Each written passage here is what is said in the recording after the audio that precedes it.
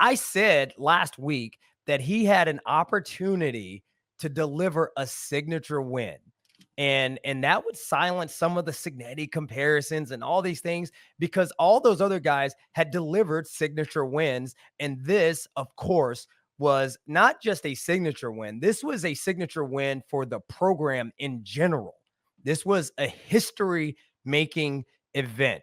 And the great thing I think that's important about what Bob Chesney, now I'm calling him Bob Whoa, Chaney. whoa. Yeah.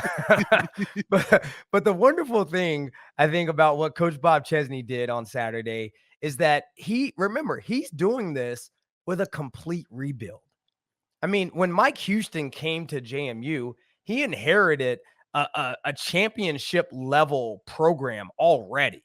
Like, they had some players, they just needed a coach to show them how to play defense, right? And then when Cignetti came in, he inherited a team that had essentially been to the finals, the FCS championship, a couple of times in the last couple of years, and so they didn't really have the same sort of struggle in this transfer portal era that Coach Chesney does. And what I love in sort of that pregame leading up to this Chapel Hill week, he said, we're not going down there to put up a good performance. We are going to win a football game. I always tell my kids this: trying is excusing failure in advance. Don't ever say you're going to go try. Don't say I'm trying. I hate trying. Just do, right? To quote my guy Yoda. So really love that. Of course, lost in all this, and all that is the fact that, the Dukes absolutely boat raced Chapel Hill, put up 70 points. Of course, Chapel Hill scored 50, but it was never that close. In fact, Chapel Hill scored a touchdown with 1 minute and 18 seconds left in the game. Like, it reminded me of that team that went in to try to pull off an upset against a better opponent, and they're desperately trying to make the score look respectable at the end. That's what Chapel Hill was doing. And so it was tied for, I think, the most points ever given up by UNC, most in that stadium. There's all sorts of record-breaking things that I've seen about this score.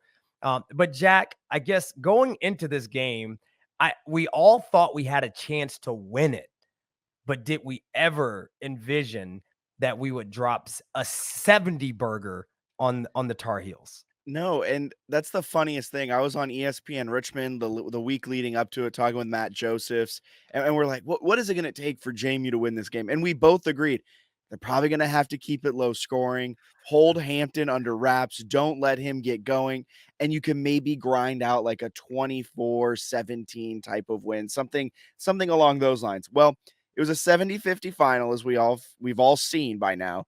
Hampton went for 146 and 3 touchdowns, didn't necessarily hold him down by any stretch of the imagination. And JMU still won by 20. And it's just all so important for the signature win, everything you were talking about.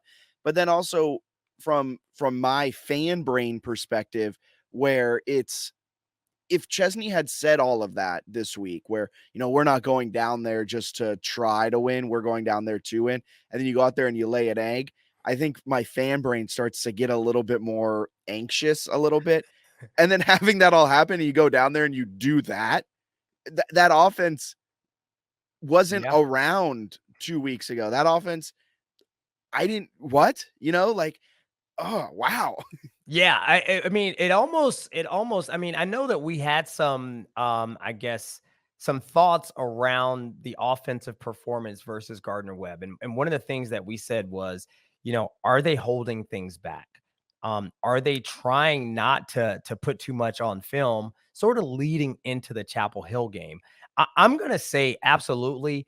I do not think that they put in the best game plan for Gardner Webb, honestly feeling like they could go in with a mediocre game plan and win that football game. And what you saw on Saturday again was a team that was, determined to go out and make a statement. Let me ask a question for you then. Because do you think it was more so them holding back, or maybe they knew they had an early bye week and you're going to then plan for maybe more intricate installs, get your offense a little bit more figured out in that bye week where it's not necessarily like we're going to hold plays back. Maybe they just didn't know the plays. Do you think that is it? Or do you think they were actually holding plays back? No, I think two things can be true. And so I think that both, they probably had some things that they weren't quite ready to install yet, but also some things that they knew they could do and do well and just did not necessarily want to put that on film for Chapel Hill. But, I saw someone say that literally Chapel Hill's basketball team gave up less than 70 points 18 times last season. Right? Like the basketball team gave up less than 70 18 times. Now, it's funny though, Chapel Hill is susceptible to some of these bigger scores, and it typically happens with a Sun Belt team. Of course, we know App State has played them tough. App State actually beat them, I think, in 2019. I can't remember what year exactly. But last year in 2023, App State scored 60 on them. I think they won 60. Chapel Hill won 63-62 in like double overtime, which was an insane game. So if I'm the AD at Chapel Hill, I'm probably not trying to schedule any Sun Belt opponents anymore.